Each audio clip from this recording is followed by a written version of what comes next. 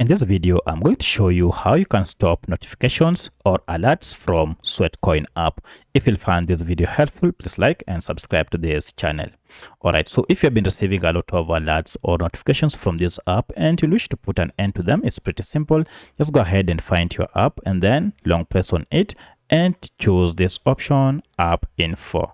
Now for this tutorial, I'm on a Redmi smartphone. However, this process should be more or less the same on any other Android smartphone.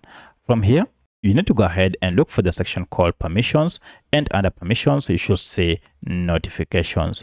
Now here you can see all these notifications are on. That's why I've been receiving these alerts and notifications from this app. To turn them off, instead of turning one by one here, go ahead and just toggle off show notifications here.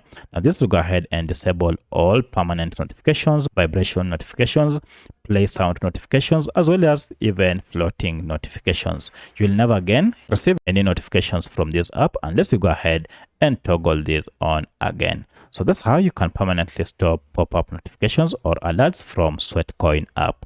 If you have any other question, kindly let me know in the comment section. Otherwise, thanks for watching and let's meet in the next video.